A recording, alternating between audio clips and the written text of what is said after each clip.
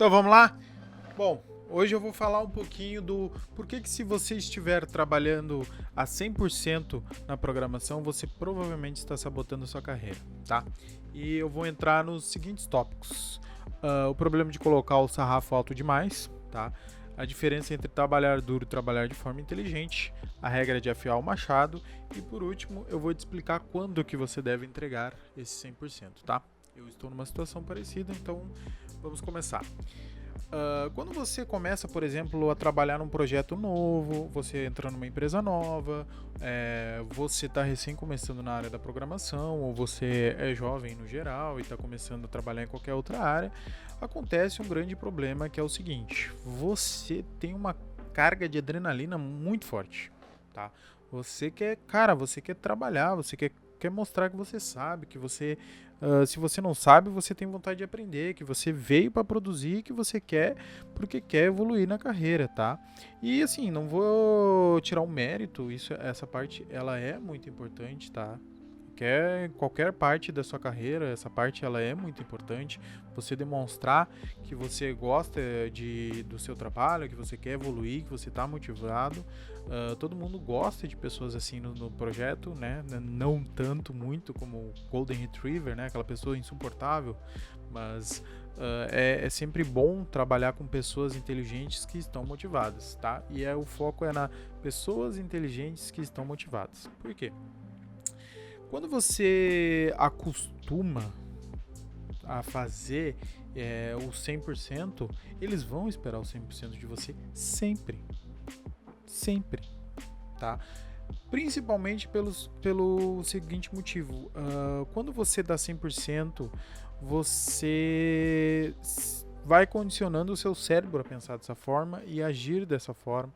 E, consequentemente, isso traz impactos negativos muito profundos, você acaba desaprendendo a relaxar, porque você acha que você tem que estar sempre produzindo, sempre fazendo algo útil. Se você ouve um comentário negativo, uma crítica ao seu trabalho, isso te deixa nervoso, consequentemente você acaba ficando mais estressado. Dependendo do seu nível de senioridade, você trabalha com coisas onde você precisa de fato ser responsável. O trabalho ele é complexo e você acaba criando problemas em cima de problemas, em cima de problemas, em cima de problemas. Eu acho que todo cara de TI já deve ter visto aquele meme do cara que vai no médico e aí o médico fala que pergunta onde ele trabalha, ele fala, eu trabalho na TI. Você trabalha na TI? A TI é o novo banco. Aí o cara fala, mas eu trabalho na TI para o banco.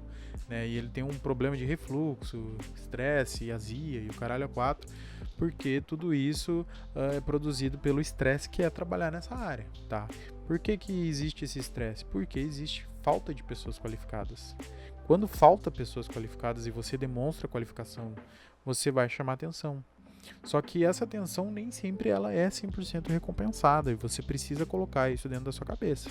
Tá? Você precisa compreender o seguinte: se você está numa vaga que ela tem definidas o que é para fazer e você está entregando 120% daquilo, ou você está entregando 100% do que é para ser entregado, mas você está se esforçando todo dia 100%, você vai acabar em burnout. Tá? Eu vou dar um exemplo de como isso aconteceu comigo. Eventualmente eu trabalhei durante alguns anos para a Embrapa, tá? E houve um problema na Embrapa e uma vez eu precisei ficar de madrugada acordado. É comum na nossa área, né? Eles chamam de plantão. Eu precisei ficar acordado para resolver esse problema. O que aconteceu? Quando eu fui contratado para outra empresa, eu fui contratado para um cargo com menos senioridade, com menos responsabilidade, tá? Foi inclusive por isso que eu aceitei. Foi tipo assim, cara, eu preciso me livrar dessas responsabilidades, pois elas estão me trazendo problemas, porque eu não estou recebendo o que eu devo e eu estou trabalhando mais, né? Porque eu estou super responsável aqui dentro. Quando falamos de experiência, excelente. Quando falamos de salário, terrível.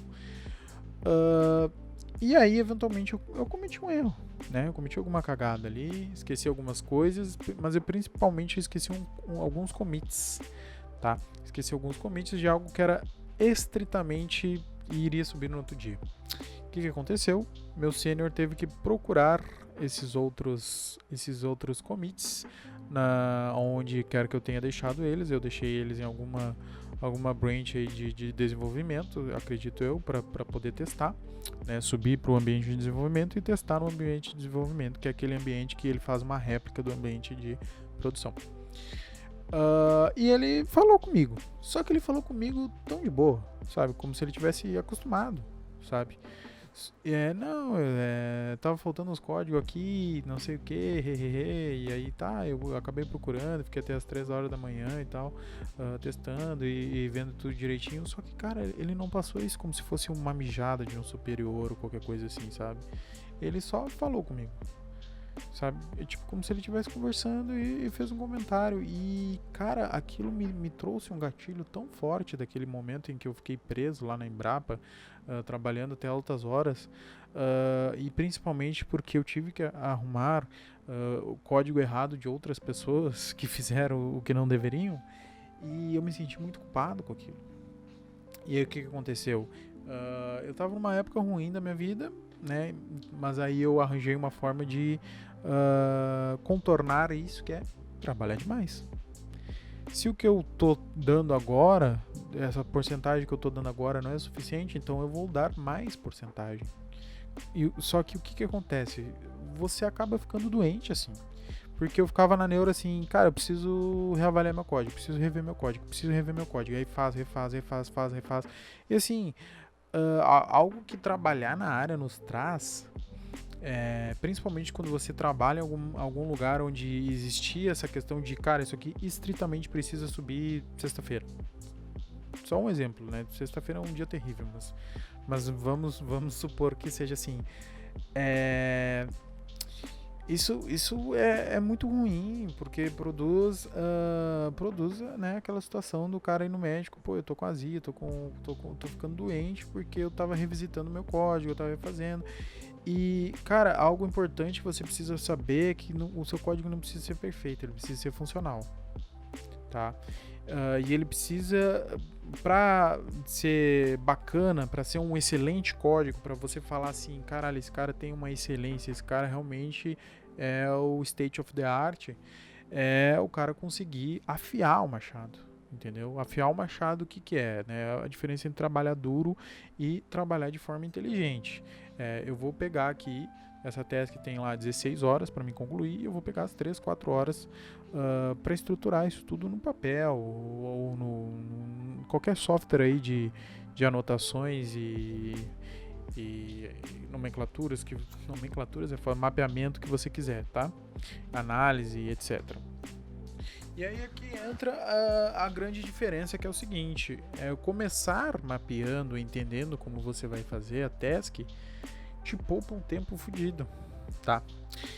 E eu, de certa forma, eu trabalhava assim, porque quando eu trabalhei na Embrapa eu precisei fazer muitas coisas na mão. A Embrapa, né, por ser uma empresa, ela me proibia de diversas coisas, então eu precisava fazer na mão certas coisas que teoricamente seriam simples, como bibliotecas alheias, e então eu tinha que sempre planejar muitas coisas que eu tinha que fazer. Só que quando eu fui para um cargo de menor responsabilidade, eu parei de pensar em certas coisas, porque não era minha responsabilidade. Isso foi um erro que eu cometi, tá?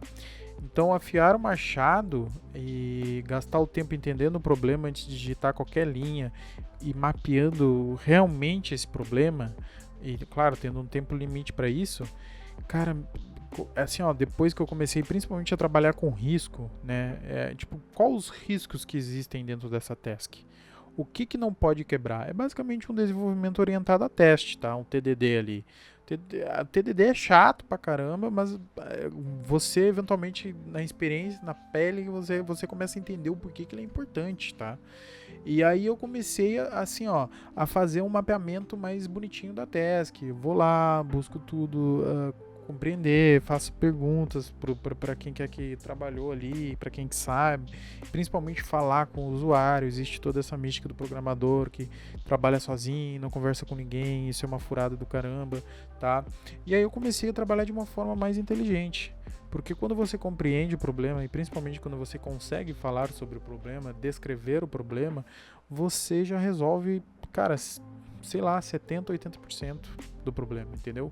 Para pensar, quando você tem um bug, muitas vezes o trabalho é achar o bug. achar o bug, aí depois você entende porque ele está ocorrendo e aí depois você pensa na solução. E eu acho que debugar produz os melhores programadores, tá? Porque você precisa entender todo o fluxo, todo o processo, todo o domínio e aí você consegue corrigir da forma correta, tá? E aí é que vem, né? O trabalhar inteligente é justamente você fazer essa afiação desse machado. Você vai procurar momentos onde você deve entregar o máximo, aonde você deve realmente, aqui eu preciso realmente reavaliar meu código, porque pode estar na reta uma promoção ou estiver o projeto, às vezes, né, tu está trabalhando num projeto que já tem risco, ele já voltou, o cliente está super estressado e você precisa entregar, que é a minha situação atual.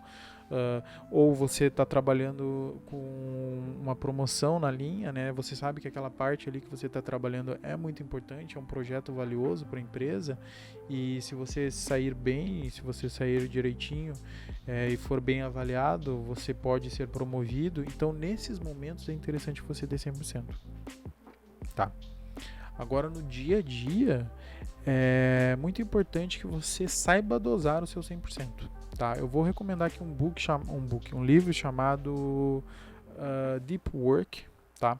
Ele é de um cara da TI, se eu não me engano, e ele fala sobre justamente você ter essas pílulas de trabalho profundo, que ele chama. É um trabalho onde você corta tudo e só foca no trabalho que você precisa fazer. Quando é um trabalho de tipo intelectual denso, assim, sabe? Programação normalmente é assim. Eu acho que os primeiros momentos da programação são os momentos mais tensos, mais densos, onde você precisa entregar mais, tá? E eu acho que você não trabalhando 100% o tempo todo é ruim, porque você acaba se perdendo, tá? Então, assim, acho que um ótimo exemplo disso é que a inteligência artificial ela vem aí para aliviar um bom peso, tá? Ela não serve para você entregar mais rápido, para você trabalhar em dobro, para você, agora que eu avancei, não sei o que, cara, não, tá? Tem outros vídeos aqui no canal, dá uma olhadinha aí embaixo, tem vídeos que falam sobre isso, como você usar a inteligência artificial para te ajudar, para melhorar na área de programação. Não tenha medo de trabalhar com inteligência artificial, mas tenha cuidado com os dados que você vai inserir lá, principalmente se nós estivermos falando de projetos da empresa e de negócios que não são seus, tá? Existem contratos, existem leis que protegem isso e você pode se dar mal. Mas é isso. Qualquer dúvida, estou à disposição. Se você gostou desse vídeo, deixa um like, tá? Se você não gostou, deixa o dislike aqui para me entender. Comente, compartilhe. Caso queira entrar em contato comigo, fique à vontade. Tem outros vídeos interessantíssimos aqui no canal sobre como é que é trabalhar. Eu conto um pouquinho da minha história também. É isso aí, valeu, falou!